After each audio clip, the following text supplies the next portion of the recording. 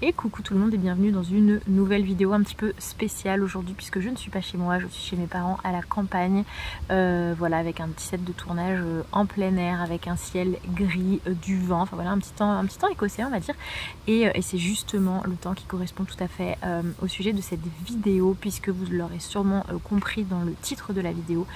J'ai contacté Alexiane Thiel il y a quelques semaines pour lui proposer un live ensemble puisque j'ai terminé du coup la saga des McCoy avec le tome 6 qui est sorti il y a quelques jours, enfin on va dire semaines maintenant, mi-décembre, donc La Reine et le Clan. J'ai terminé le livre avant-hier, j'ai reçu la vidéo d'Alexiane que j'ai montée dans la foulée. En fait au début on voulait faire un live toutes les deux pour parler ensemble de sa saga des McCoy, live qui permettait du coup de conclure aussi cette magnifique saga complètement épique que j'adore, vous le savez. Voilà, et je m'étais dit en fait j'avais envie de vraiment faire quelque chose de spécial pour la fin de cette saga, pour l'apparition du tome 6, et j'avais vraiment envie de poser plein de questions à Alexiane. On n'a pas réussi du coup à trouver un moment toutes les deux qui correspondait à nos plannings respectifs. Et du coup je lui ai envoyé mes questions, il y en a 14 il me semble, j'avais beaucoup de questions à lui poser et elle y a très gentiment répondu. Donc voilà, j'ai juste eu à monter les questions, à monter la vidéo que vous verrez juste après. Alors vous verrez, hein, les questions vont à la fois de voilà, la naissance de la saga, de la musique qu'elle a écoutée pendant qu'elle l'écrivait, du pourquoi ne pas avoir vraiment focus toute la saga sur Caleb et Phèdre, quel est son rapport à l'Écosse. Enfin vraiment j'ai essayé de brosser un peu, on va dire, tout ce qui pouvait graviter autour de la saga des McCoy. Rapidement quand même mon avis sur le tome 6 de la saga des McCoy. Je suis en déprime, ce serait peut-être un petit peu fort, mais disons que voilà, on va dire qu'à 30 pages de la fin, j'ai eu un petit coup de cafard de me dire que j'allais terminer cette saga et qu'après il n'y aurait plus de tomes, que je n'allais plus retrouver les personnages. C'est vraiment une saga qui m'a beaucoup habité puisque voilà, l'Écosse, comme vous le savez, c'est vraiment un pays qui est très cher à mon cœur. J'éprouve beaucoup d'attachement à ce pays, beaucoup d'attachement à ses traditions, beaucoup d'attachement à son folklore, à l'ambiance qui règne, à son histoire. Enfin voilà, j'ai vraiment un lien, alors qui est même pas personnel, hein, puisqu'en soi je n'ai pas du tout d'origine écossaise, je n'ai jamais vécu en Écosse, ma famille n'est absolument... Enfin voilà, j'ai rien qui d'emblée me lie à l'Écosse, on va dire génétiquement parlant ou dans mon histoire personnelle, mais la seule fois où je suis allée en Écosse, je devais avoir 15 ans et clairement j'ai eu un coup de foudre pour ce pays et il m'habite depuis ce temps-là. Donc à chaque fois que je peux lire ou regarder des films qui ont attrait à l'Écosse, voilà, je fonce. Et d'ailleurs elle parle du film, dans l'interview vous verrez, elle parle du film Braveheart, et désolée pour la prononciation catastrophique. Et pareil, c'est un film que j'ai vu très jeune, qui est voilà, assez violent, mais qui moi m'a complètement retourné dans le bon sens du terme. Voilà, donc le tome 6, alors le tome 6, pareil, comme les tomes précédents, je ne vais pas vous en faire un résumé si vous comptez lire la saga, puisque j'en dévoilerai beaucoup trop. La seule chose que je peux vous dire, c'est qu'on quitte clairement la romance.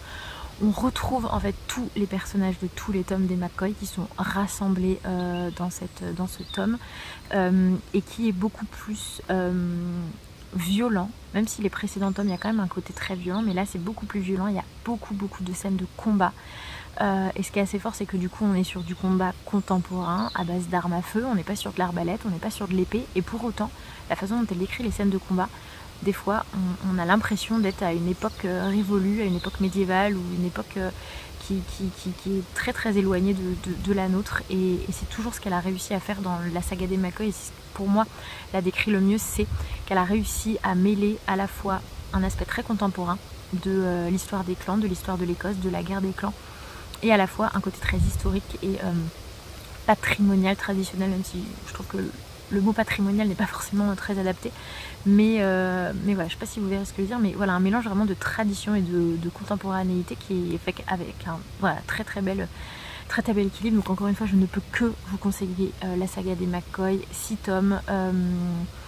Voilà, je sais que vous avez été nombreux, je sais qu'à un moment j'en parlais beaucoup, et vous avez été nombreuses à m'envoyer des messages pour me dire: ah c'est bon, moi je me suis procuré la saga des McCoy, j'adore. Enfin voilà, vous avez été beaucoup à vous mettre à la lecture de cette saga.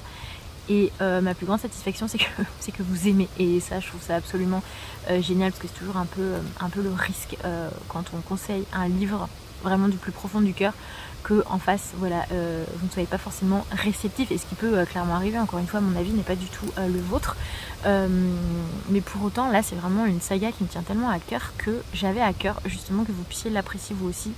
Et c'est ce qui se produit. Et du coup, je suis vraiment super contente.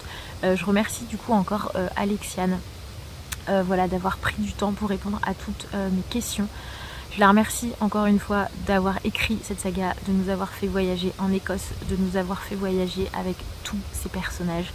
Duncan, Declan, Phèdre, Elisabeth, Meghan, Lachlan, enfin voilà, hein, je ne vais pas tous les citer, il y en a énormément. Et voilà, et c'est pour ça que j'aime la lecture, c'est vraiment pour nous plonger dans des univers, dans des mondes qui sont complètement parallèles, de réussir à faire travailler notre imagination pour caler des images sur ce qu'on lit. Et là, ce qui est très fort, c'est que elle a réussi à créer un monde tel que qu'on a envie que ce monde existe en fait. Et enfin voilà, c'est vraiment la création d'un monde et d'un imaginaire poussé à son paroxysme, et c'est ça qui est beau, et c'est ça qui est fascinant et passionnant. Voilà, et quand même petite annonce qui a son importance, en collaboration du coup avec les éditions Hugo Publishing dans la collection Hugo Roman, collection New Romance. Vous allez pouvoir du coup remporter l'ensemble de la saga des McCoy, donc les 6 livres. Et je vous invite du coup à vous rendre sur mon compte Instagram, donc dans la publication qui est dédiée du coup au tome 6 de la saga des McCoy. Voilà, je vous laisse voir le règlement du concours en descriptif, mais en tout cas, voilà, merci beaucoup aux éditions Hugo Publishing de vous permettre et de me permettre de vous faire remporter voilà, à l'une ou l'un d'entre vous l'ensemble de la saga des McCoy. Et voilà, je suis très contente en fait de la façon dont se termine mon aventure avec cette saga, avec ce si bel interview d'Alexiane, et voilà, avec la lecture de ce 6e tome qui m'a complètement transportée et habitée. Donc voilà, je vous laisse avec du coup l'interview d'Alexiane. J'espère qu'il vous plaira. Je le préciserai dans le descriptif de la vidéo, mais je vais aussi le préciser dans le titre de la vidéo. Vous l'aurez vu dans tous les cas, il n'y a absolument aucun spoil dans cette vidéo. Donc si vous n'avez pas lu la saga des McCoy, si vous avez lu la saga des McCoy, vous allez en apprendre beaucoup plus sur ce que vous avez lu. Et si vous ne l'avez pas lu, je pense que du coup la vidéo ne vous spoilera pas, mais va également vous permettre aussi de peut-être vous convaincre de commencer et de lire cette saga. Voilà, je vous laisse là-dessus. Je vous souhaite un bon visionnage. Et n'hésitez pas du coup à laisser des petits commentaires et à me dire ce que vous aurez pensé voilà, de cette vidéo et de tout ce que Alexiane aura pu nous dire sur la saga des McCoy. Et nous on se retrouve pour une prochaine vidéo très vite.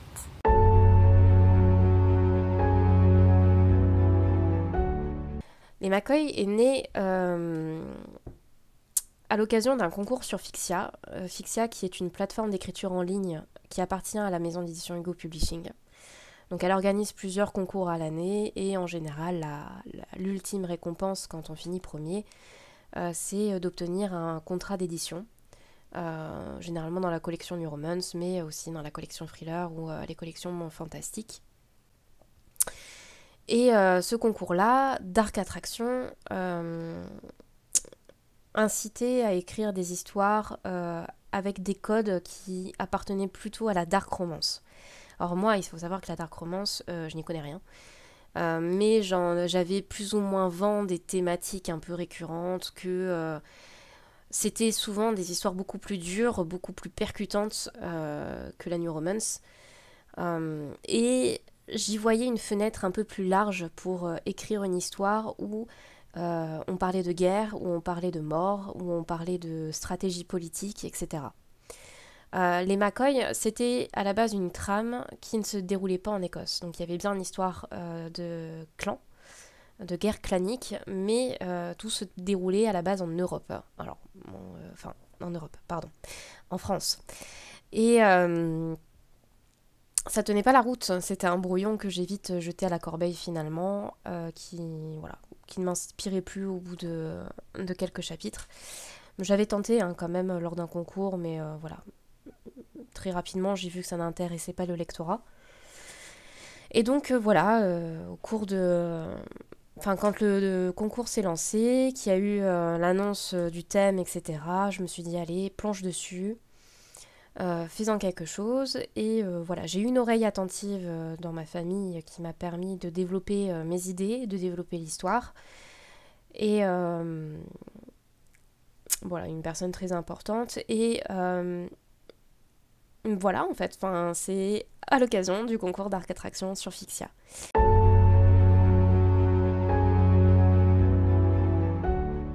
Non, pas du tout.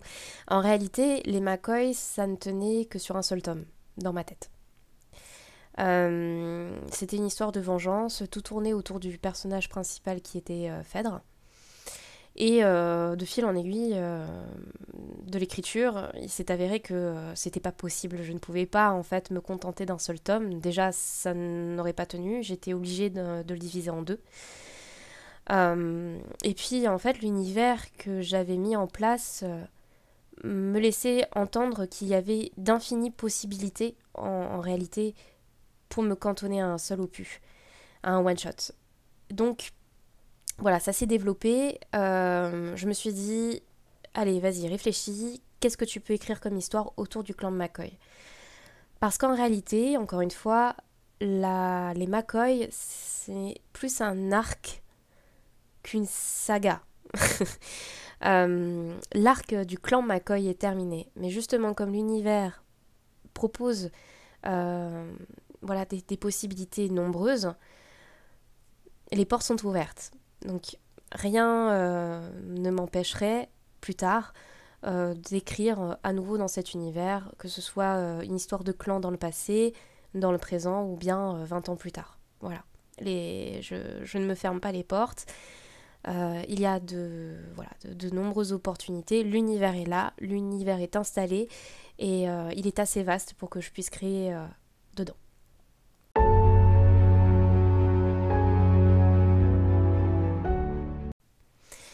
Alors, comme je disais tout à l'heure, pour la première question, à la base, l'histoire ne devait tenir qu'en maximum 2 tomes.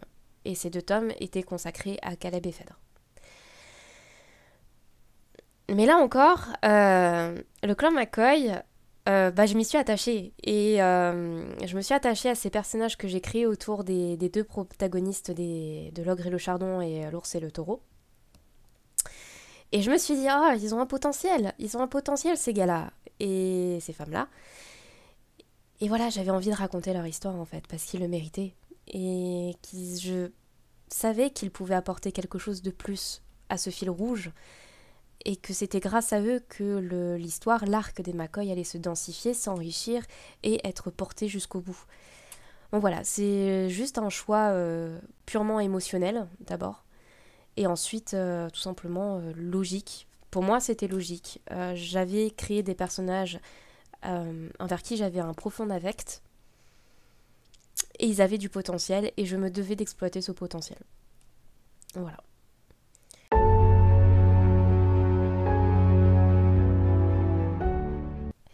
Eh bien, on dit qu'il ne faut pas avoir de préférence. Malheureusement, c'est mon cas. Je les aime tous. J'aime tous les héros des McCoy. Mais il y en a une qui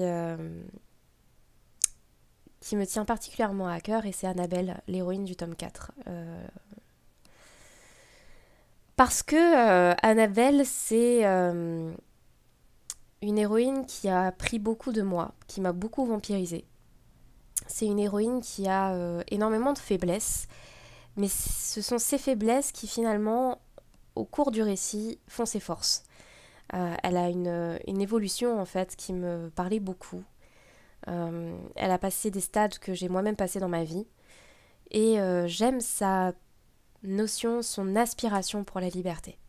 Elle est timide, elle est réservée, elle est vulnérable, d'apparence. Mais au fond d'elle, il y a une force et un courage pour avoir enduré tout ce qu'elle a enduré depuis sa naissance, tout simplement. Et cette façon qu'elle a de se libérer... Alors, d'accord, j'ai écrit l'histoire. Mais voilà, ça m'a plu. J'ai adoré écrire ses péripéties. J'ai adoré écrire sa relation avec Declan. Declan que j'ai énormément aimé, qui était aussi un peu la bête noire depuis le premier tome. Et je savais au fond de moi ce qui l'attendait, et j'avais hâte en fait d'écrire leur histoire à tous les deux. Parce que pour moi, Annabelle et du coup en parallèle Declan sont les pivots de la série McCoy. C'est à partir du tome 4 en fait qu'il y a une énorme évolution dans l'histoire. Je vais pas trop spoiler non plus pour ceux qui n'ont pas lu, mais voilà, c'est à partir de là que même moi en tant que romancière, j'ai senti qu'il y avait un changement, qu'il y avait une évolution vraiment marquée, et pour le bien et un peu pour le pire aussi, mais voilà. Annabelle, c'est ma chouchou, c'est une jeune femme que j'aurais adoré en rencontrer dans la vie, serrée dans mes bras et en lui promettant que tout ira bien. Voilà. Et parce qu'elle a énormément de moi, et c'est peut-être égocentré, hein, mais c'est une héroïne qui est différente de celle des McCoy, des autres. C'est une héroïne qui met du temps à se révéler et qui a plus de chemin à parcourir encore peut-être que les autres. Voilà.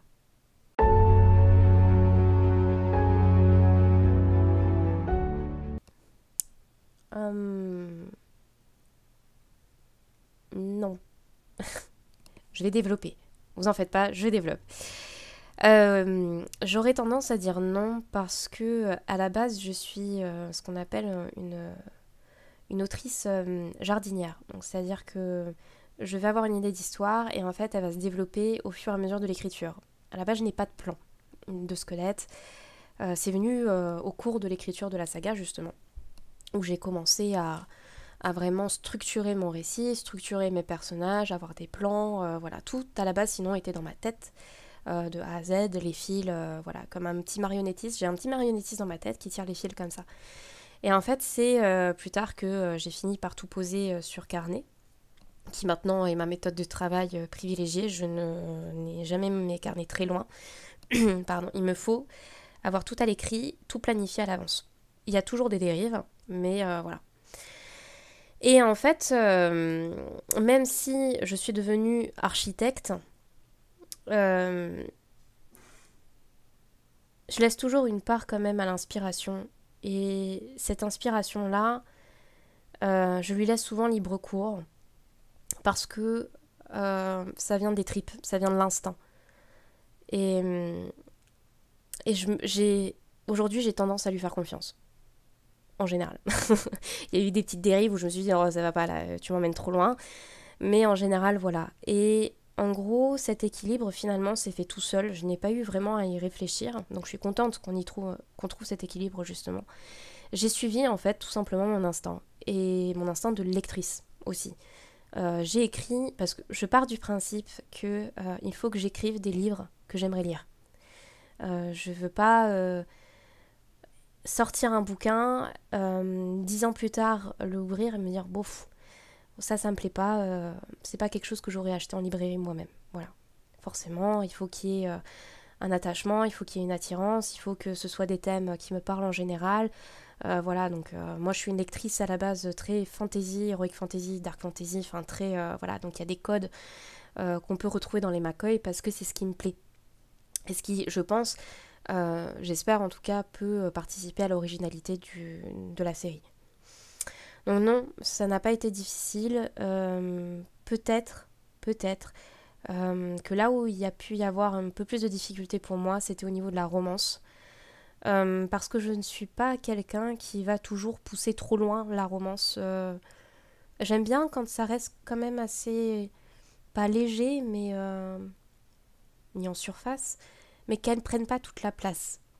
Et qui est vraiment une trop grosse part en fait de romance dans l'histoire. Et je pense que ça se ressent dans les derniers tomes d'ailleurs, où on voit que la romance va un petit peu plus en second plan parce que j'ai pris cette liberté-là et parce que justement mon instinct a parlé. Il m'a dit, voilà, lâche-toi sur la politique, sur la guerre, parce que voilà, ça reste l'intrigue principale. Et la romance autour sert à motoriser tout ça. C'est un gros rouage de la série, mais voilà, il y a autre chose à raconter. Donc c'était peut-être là où rehausser un petit peu ce côté romance, y apporter un peu plus d'attention. Mais sinon, non, tout va bien. Ça a été instinctif.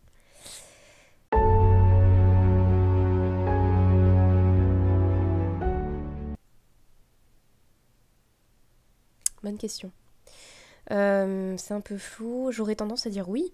Oui, parce que quand j'ai commencé l'écriture des McCoy, L'Ogre et le Chardon sur Fixia, j'étais une totale néophyte. Alors j'écrivais dans ma chambre voilà, depuis très jeune, mais je n'avais pas les compétences d'une romancière professionnelle, je n'avais pas la connaissance, je n'avais pas fait d'études, je n'ai suivi aucune formation. Tout était en fait finalement de l'ordre de... J'étais autodidacte en fait, voilà. J'écrivais comme ça me venait, même les notions de typographie, tout ça, voilà, c'est venu bien plus tard où là j'ai commencé à me former, à apprendre pour essayer de justement me professionnaliser au mieux pour proposer des manuscrits le plus propres possible. Et voilà, donc j'ai travaillé sur la structure du récit, la structure du scénario, la création de personnages, la structure des phrases, bref. Voilà. Donc oui, il y a une grande différence parce que entre la version de Fixia qui est du néophyte et celle qui est aujourd'hui en papier ou en numérique, il y a eu une intervention, plusieurs interventions. Il y a eu mon éditrice qui est intervenue, qui a tout simplement poncé le récit, qui l'a corrigé, m'a aidé à approfondir, enfin voilà, elle a fait son job. La correctrice aussi, bien sûr. Donc oui, il y a une grande différence. Et je pense que ces différences étaient moins grandes au fur et à mesure, justement parce que j'ai travaillé sur mon écriture, j'ai travaillé là-dessus, et peut-être que ça s'est ressenti. Enfin, là, par contre, il n'y a que mon éditrice qui pourra vous dire, parce que je pense que je n'ai pas l'objectivité pour être plus précise, mais voilà. En tout cas, oui, il y a une grande différence. Je pense aussi que la question a été tournée autour du scénario. Non, pas tant. De mémoire, je suis quand même restée assez fidèle au premier jet. Le tome qui a connu le plus de changements, en réalité, le tome 2, qui n'a jamais été sur Fixia. Où là, il y a eu un arc du tome 2 qui a été complètement supprimé. Où là, ça a demandé un petit peu plus de travail et de réajustement, mais... Et je crois qu'il y a le tome 5 aussi, où il y a eu un gros travail de réécriture, où voilà, il a fallu rebosser les personnages, approfondir un petit peu plus, mais voilà, rien de trop drastique non plus, c'était très correct.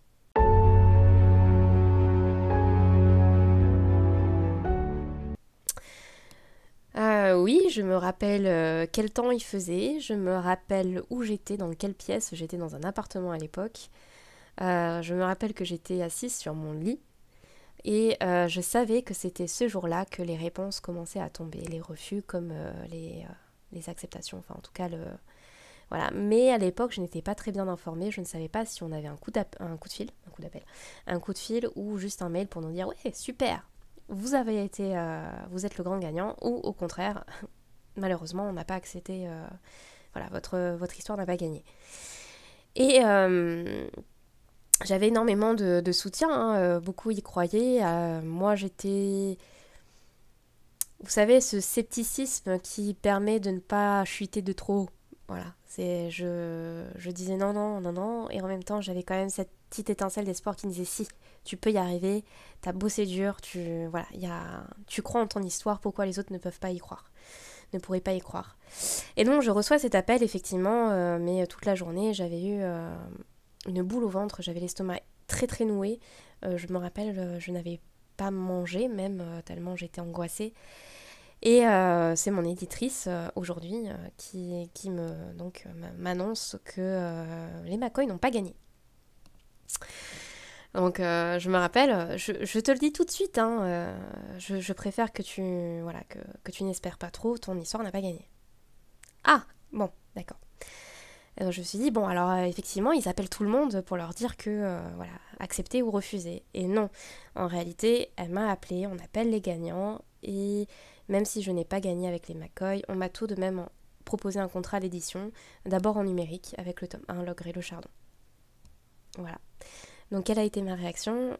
Sourire extatique, forcément, intense joie, mais j'ai tout ravalé parce que je ne voulais pas surprendre la dame. La dame. La dame à l'autre bout du fil aujourd'hui.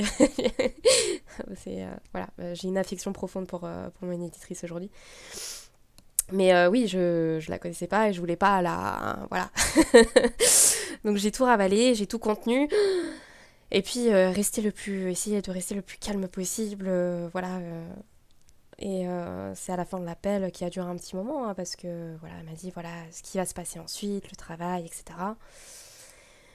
Où il y a eu le sas de décompression. Là, tout a lâché, et, les larmes aux yeux, les larmes de joie, parce que c'était un rêve qui se réalisait, un rêve que je nourrissais depuis très très très longtemps. Et même si si je me disais c'est un seul livre qui est publié, qui est édité, c'est un livre qui est édité et c'est un rêve. Voilà, c'est mon rêve en tant que tel qui se concrétise. Je voulais être édité au moins une fois, c'était fait. Et l'avenir, ce qui s'est passé par la suite, grâce aux lecteurs aussi qui ont bien accueilli les McCoy, a permis que le rêve se poursuive. Et comme je dis aujourd'hui, je n'ai pas plus de rêve, maintenant je n'ai que des projets. Voilà.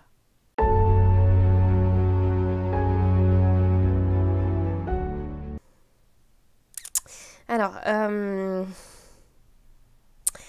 avec l'Écosse, ça remonte à loin là aussi. Je me rappelle que c'était au collège, en classe de 5e. C'était au Gabon, quand je vivais encore en Afrique. Mon professeur d'anglais, nous a mis entre les mains un livre illustré d'un film très très connu, qui était Braveheart. Et forcément, tout était en anglais, mais on avait les images du film, et voilà, tout le scénario était raconté, et voilà, on devait travailler dessus, on devait le lire, voilà, et le traduire. Et il y a eu un truc qui s'est passé. Je ne saurais pas expliquer, mais ça m'a... Ouais, il y a eu un coup de cœur, voilà, mais le vrai coup de cœur, le boum boum. Voilà, j'ai dit l'évidence. Ça m'attire, il y a quelque chose. Donc voilà, j'étais jeune, mais j'ai tout de même demandé à mes parents à regarder le film Braveheart. Et là encore, mais très dur. Hein. Je sais pas si c'était très bien de regarder ça à mon âge, mais, à cet âge-là, pardon. Mais pareil, pour le film, j'ai eu un coup de foudre, mais ce n'était pas juste l'histoire, ce n'était pas voilà, le scénario, la scénographie, tout ça, c'était vraiment l'Écosse. Il y avait quelque chose. Et j'ai plongé dedans. J'ai regardé énormément de documentaires, j'ai acheté des livres, que ce soit de la fiction ou non. Et j'ai dévoré ça, en fait, une boulimie d'Écosse. Voilà, il fallait que j'engrange un maximum. Et ça a été forcément un point pivot, hein, pour la création des McCoy. Clan, Écosse, oui, voilà. Donc oui, mon rapport avec l'Écosse, c'est un pays que j'admire énormément, qui m'inspire énormément, qui a un folklore incroyable, très riche, que ce soit dans l'ordre du surnaturel, paranormal ou historique, voilà, qui a un panorama, enfin des paysages somptueux. Il y a tant de choses à dire, là sur l'Écosse. Voilà, c'est une mine d'or pour la création.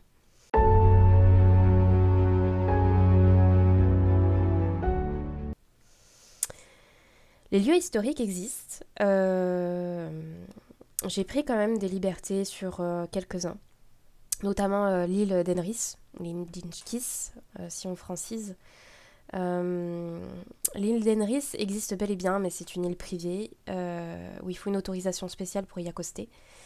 Il n'y a qu'un phare, le phare jaune, le fameux. Mais après, tout ce qui est la création du hameau, du château, tout ça est issu de mon imagination.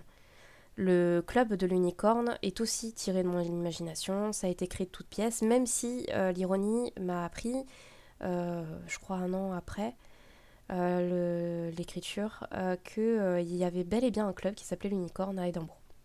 donc je l'ignorais, mais voilà, il y a un bar qui s'appelle l'Unicorne.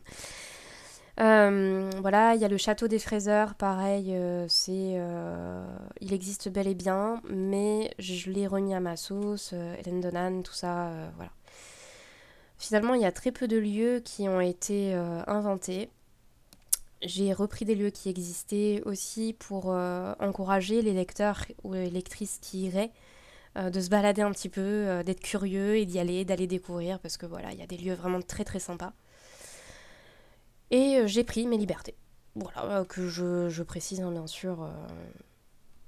Voilà.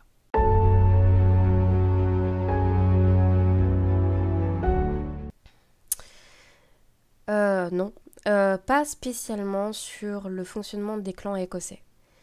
Il y a beaucoup d'inspiration, si, mais c'était plus sur les romans historiques ou voilà ce que j'avais glané dans les documentaires, les livres, tout ça.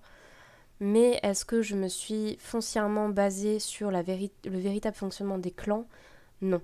Parce que je ne voulais pas justement mettre une bride à mon imagination. Je voulais créer un système de toutes pièces euh,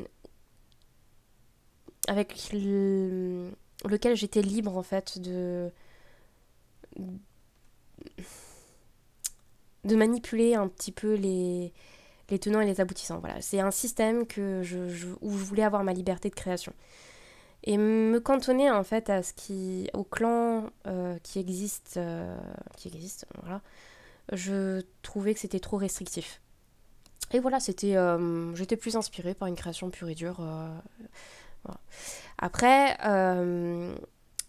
en toute franchise, je pense que je pense que ça se ressent le plus dans le premier tome, mais il y a tout de même un petit côté yakuza japonais, hein, chez les McCoy, dans la manière dont on enfin autant que parce qu'il y a des codes de la romance historique aussi, mais voilà, il y avait quand même un petit côté yakuza dans, dans le système clanique.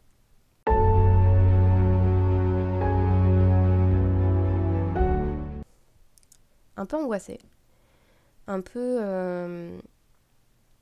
intimidée pour l'accueil qui lui sera fait, parce que c'est un tome qui est, je pense, très très riche en émotions,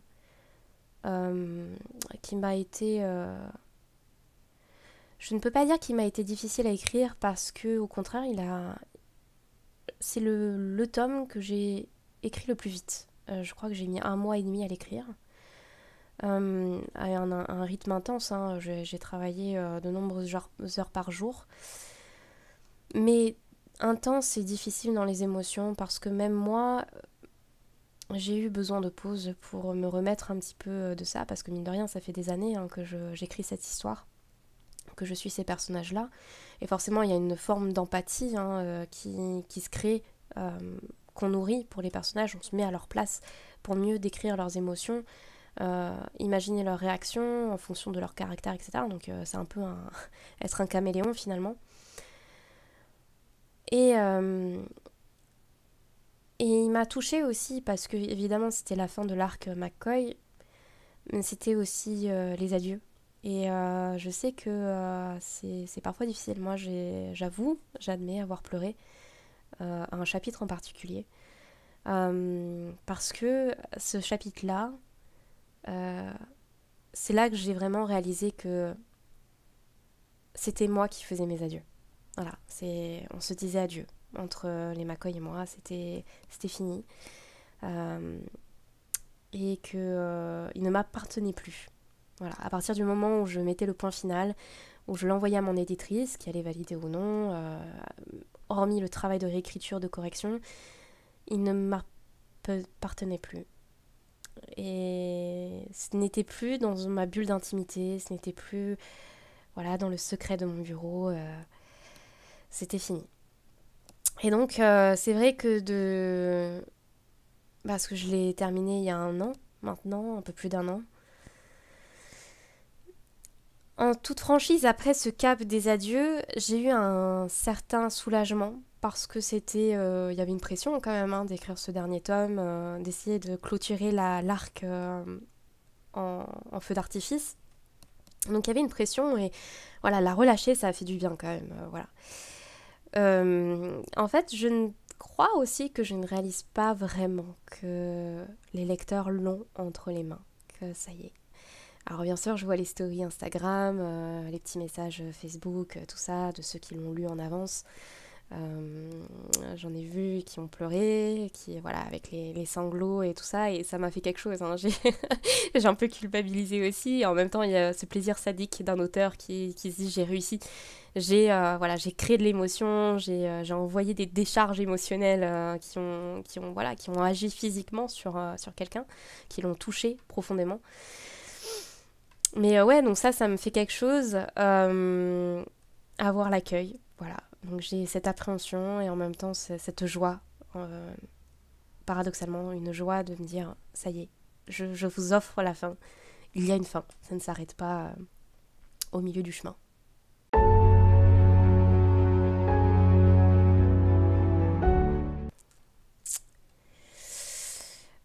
C'était il y a 2-3 ans déjà, où j'ai senti qu'il était peut-être temps de revoir la trame principale, à savoir que l'arc des McCoy ne comptait pas uniquement 6 tomes.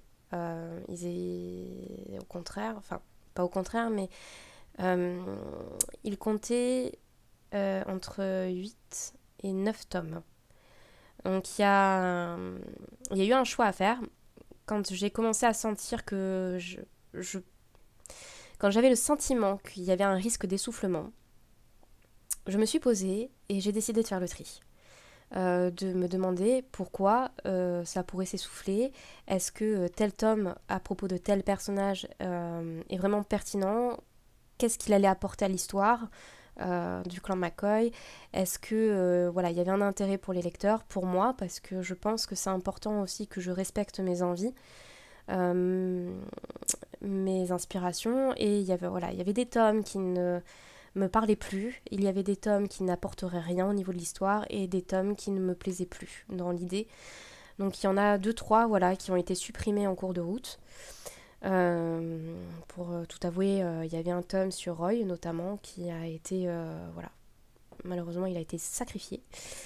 Un autre qui m'a été beaucoup demandé sur Bran. J'ai fait le choix de ne pas l'écrire.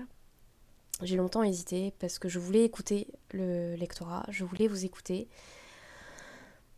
Mais là, il recoupait vraiment je pense qu'il n'allait rien apporter de plus à l'histoire, à la trame, et il ne m'inspirait pas tant que ça.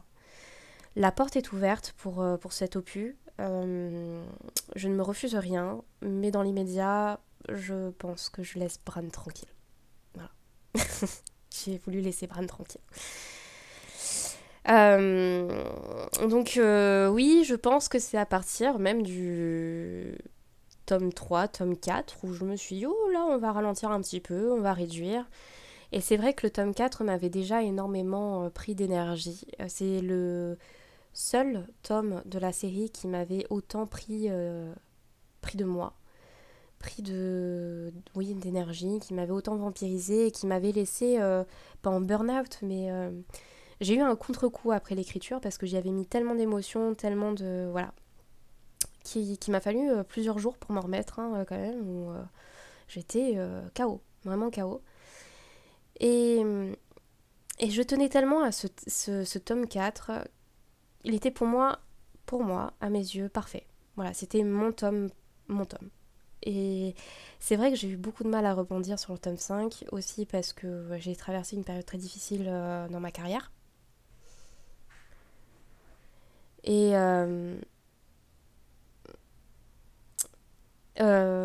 dans ma carrière, pardon, parce que j'ai mon chien en même temps qui essaie de rentrer. Dans ma carrière, et voilà, j'ai eu un blocage. Et c'est là le tout ensemble. Je me suis dit, si Tom, c'est bien, pas plus. Et je pense que c'est pas plus mal aussi pour les lecteurs parce que une série à rallonge au bout d'un moment, effectivement, ça s'essouffle. On prend le risque de reprendre des des sujets, des thématiques qu'on a déjà vus dans le tome 2, on le retrouve dans le tome 8, des caractères qui vont se retrouver, qui vont trop se ressembler. Tiens, un tel va ressembler à un tel, enfin voilà, c'est inévitable au bout d'un moment. Donc voilà, j'ai préféré clôturer cet arc-là et me laisser la liberté plus tard, comme je disais plus tôt, de créer d'autres histoires de clans dans l'univers des McCoy.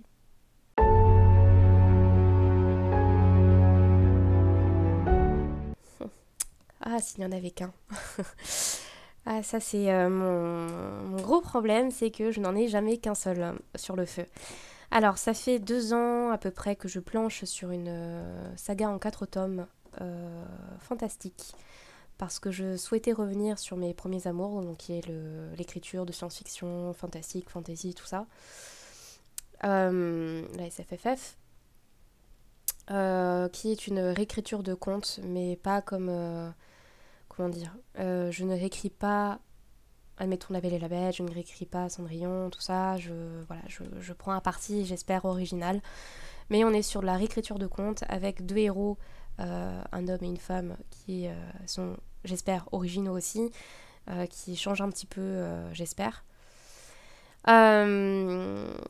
Donc ça, c'est sur le feu. Ça me prend énormément de temps parce que là aussi, il y a une création d'univers complet. Donc avec des mœurs, avec des peuples, avec tout ça qui est complètement imaginaire, donc il faut que ça tienne la route. Une histoire sur 4 tomes aussi, des petits pavés, hein, donc voilà. Et je suis actuellement en train de travailler sur un 4 mains avec Luna Joyce, donc, qui a écrit Community, un texte qui a gagné le prix Bernard Werber sur Fixia. Là aussi sur un récit fantastique, fantasy, avec dépaysement, là encore, ça ne se passe pas en France ni en Europe d'ailleurs, ça se passe au Japon. Je peux pas trop en dire parce que nous avons convenu avec ma co-autrice que nous essaierons de rester mystérieuse autant que possible, mais là on est en train de la réécrire, de plancher dessus et on espère qu'elle sortira bientôt. Mais en tout cas je m'amuse beaucoup et avec Luna Joyce on travaille très bien ensemble et c'est une romance fantastique, fantasy, avec de l'humour, de l'action, du drame, de la tragédie, des émotions, enfin voilà, un bon cocktail comme j'aime bien. Et à côté, donc j'ai encore un one-shot cette fois, un seul bouquin, plus du domaine de la dystopie. Celui-là, je l'ai commencé durant ma grossesse parce que j'avais besoin d'écrire, j'avais besoin de revenir aux sources, donc d'écrire sans plan, en pure jardinière. Vraiment, j'avais une idée et ça me trottait dans la tête, ça me quittait pas. Et voilà, quand j'étais fatiguée, nauséeuse, tout ça, et que j'avais besoin de me changer les idées, ça m'a fait du bien d'écrire là-dessus, de suivre mes envies, de suivre mes inspirations sur l'instant. Et donc voilà, c'est une dystopie en un seul tome qui me plaît énormément. Là, on est plus du domaine du super-héros, encore là aussi, une réinterprétation des super-héros. Et j'espère que vous l'aurez vite entre les mains. Pour l'instant, c'est en cours d'écriture. Il y a beaucoup de travail. Je ne sais pas m'arrêter.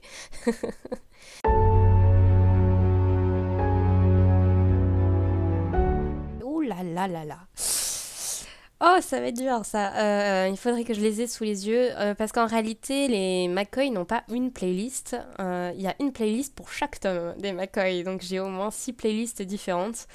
Vraiment adapté et consacré à 2 personnages et à leur histoire. Voilà, c'est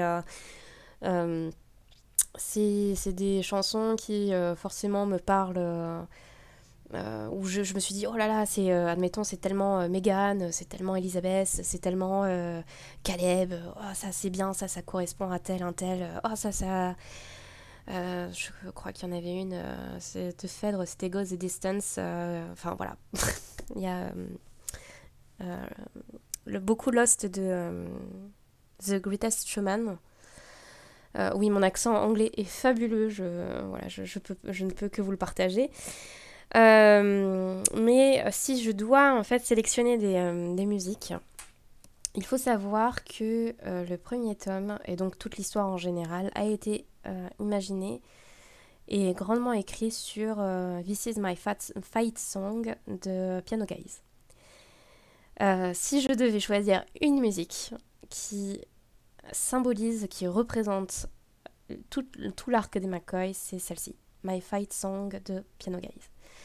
Elle est incroyable. Je crois même que c'est grâce à elle que tout s'est connecté dans ma tête, que voilà, il y a eu une explosion d'idées, tout ça. C'est celle-là. Et ensuite, il y a LP pour le tome 5, il y a eu The Wolf, oh, je ne sais même plus les titres parce que j'en écoute tellement en réalité. Il y en a beaucoup, il y en a beaucoup. Il y en a énormément, beaucoup d'épic music, enfin de musique symphonique.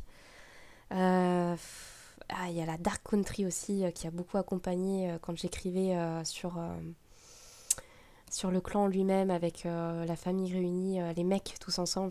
J'écoutais de la dark country. Oh là là. Ouais, dans The Fight Song Piano Guys, c'est celle qui me revient le plus. Ouais. Ah, bah forcément des chansons, des musiques gaéliques, hein, gaélique irlandais, gaélique écossais, mais pas les Celtic Woman, parce que c'est vrai qu'on pense souvent à elles, mais non, pas tant Celtic Woman, non, je les ai pas tant écoutées que ça. Voilà, c'est en général, je crois que j'ai mis les playlists en fin des livres, enfin des tomes, pardon. Et en général, la playlist qu'on trouve, c'est vraiment celle que j'écoutais en boucle pour ce tome-là. Voilà, et que sur ma chaîne YouTube privée, parce que oui, j'écoute mes musiques sur YouTube, j'ai mes playlists vraiment dédiées. Il y a marqué l'ogre et le chardon, l'ours et le taureau, tout ça, et ça tournait en boucle. Voilà. Et je fais ça pour tous mes romans d'ailleurs, absolument tous. Pour Oum, je l'ai fait, pour mon quatre mains, j'ai une playlist dédiée aussi. Voilà, je ne mélange jamais, ou très très rarement, parce que plus tard, quand je réécoute cette chanson, je l'associe forcément à l'histoire, à l'histoire que j'ai écrite avec elle. Voilà, je pense que j'ai répondu à tout. Je crois que c'est un peu long, j'ai un peu digressé, je pense. Mais j'espère que ça a été assez complet, hein. Je suis désolée, hein, j'ai beaucoup bavardé, j'ai beaucoup fourché aussi. Donc si vraiment la qualité est pas top, Laura, tu me le dis et je recommencerai un mercredi après-midi, soir plutôt. Voilà. Donc en tout cas, merci beaucoup. Merci pour l'interview, merci de m'avoir posé ces questions et puis de m'avoir permis de discuter de cette histoire des McCoy, de vous en dire un peu plus, presque sans tabou. Et voilà, bon, j'espère que la fin des McCoy sera à la hauteur et qu'elle créera des émotions autant qu'elle m'en a créé à moi. Voilà, merci beaucoup.